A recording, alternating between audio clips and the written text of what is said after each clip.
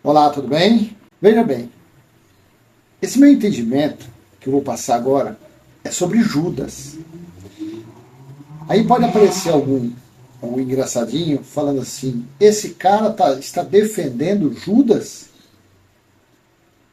Esse cara é um perturbado defendendo Judas? Então, antes que você venha gorfar isso, entenda de uma coisa. Entenda, leia Gálatas capítulo 5, versículo 16 em diante, principalmente o versículo 19, e você entenderá o que a natureza carnal de uma pessoa, desde a queda de Adão, desde o início, que é o conhecimento que nós temos nos escritos, é a respeito de Adão e Eva, não é isso?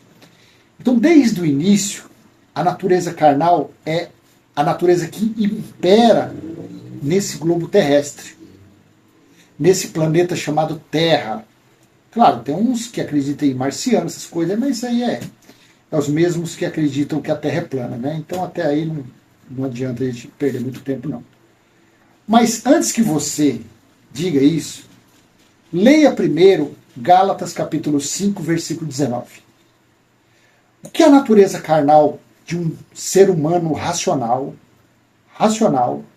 que é feito de corpo, alma e espírito, é capaz de fazer?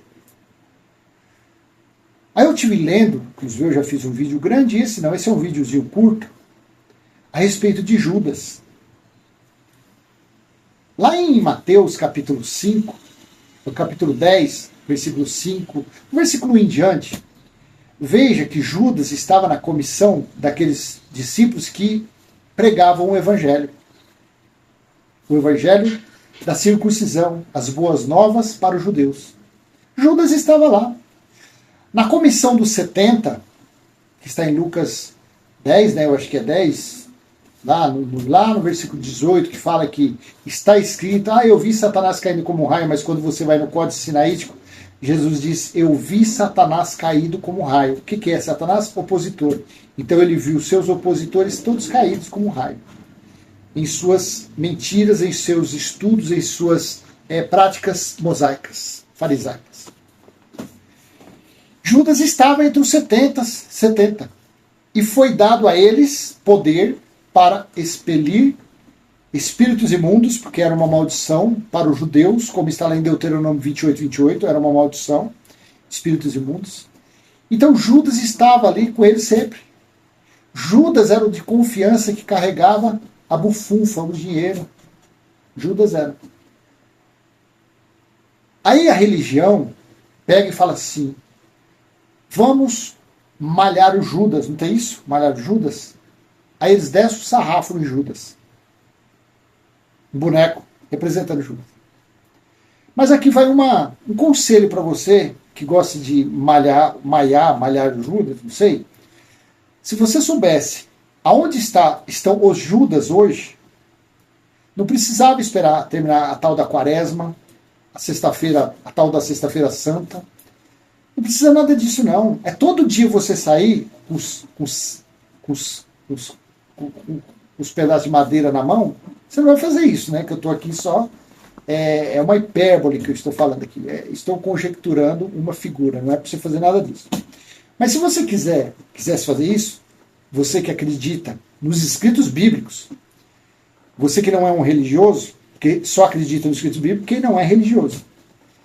Todo santo dia, do dia 1º de janeiro ao dia 31 de dezembro, todos os dias, desde que inventaram a religião, atrás de um púlpito, em cima de um tal de um altar, ali está um Judas.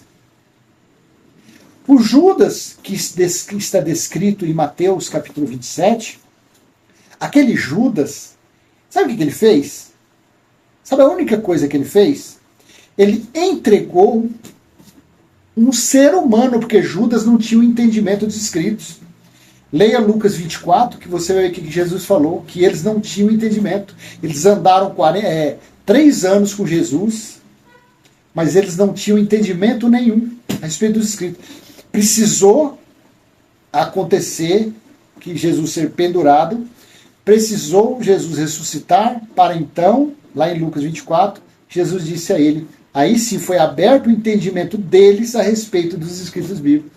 Você vê que quando Judas estava com eles, Judas não tinha esse entendimento, porque os escritos não tinham sido ainda revelado a eles.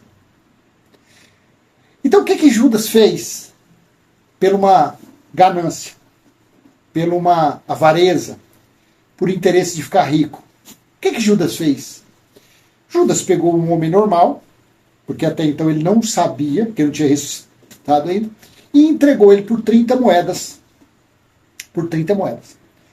Só que se você ler lá agora no seu versículo, mas eu tenho um estudo desse, Mateus 27, vai lá embaixo, você vai achar lá que um versículo só explica.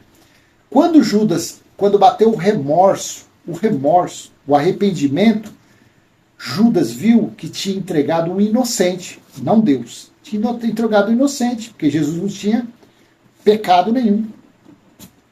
Ele tinha entregado um inocente. Ele se arrependeu, bateu o remorso. Ele foi lá e devolveu as 30 moedas. E por que Judas fez isso? Porque para se cumprir Gênesis 3,15.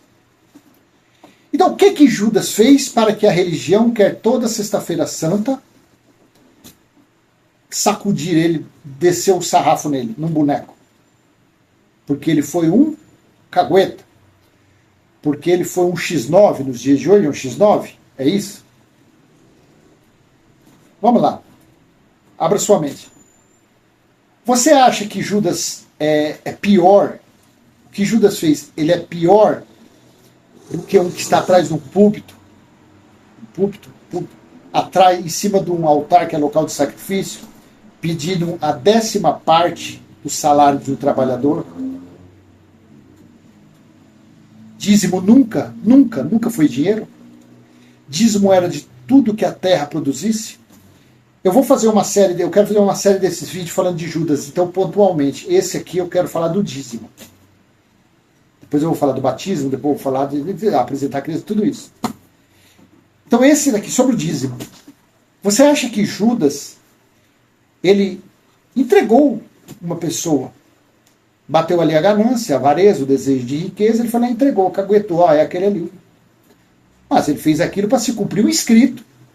Agora, onde está escrito que esses dito pastores, bispos, padres, que pedem 10% do salário das pessoas, aonde está escrito que no ano 2023, nessa geração, eles deveriam fazer isso?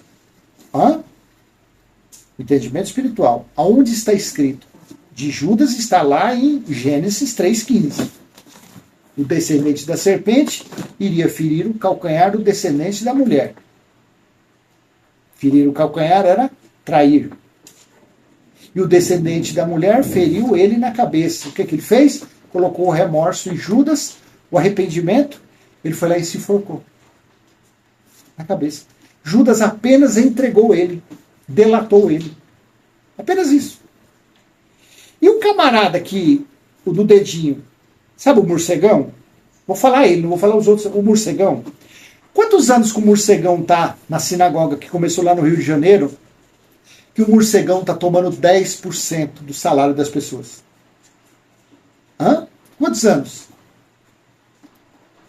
Bateu o remorso no coração do morcegão? Do genro dele? Da filha dele? Da esposa dele? Dos auxiliares dele? Bateu o remorso? Pelo contrário. A cada campanha, a cada desafio, a cada voto, eles se alegram mais, porque eles se tornam mais ricos e poderosos. Então, leia Mateus 27, deixa eu ver se eu acho. Não, está no outro celular, deixa eu ver se eu acho aqui. Aqui está, assista aí Mateus 27, versículo 3. Estou utilizando o texto da Nova Almeida Atualizada. Mateus, capítulo 27, versículo 3. Então Judas, que o traiu, vendo que Jesus havia sido condenado,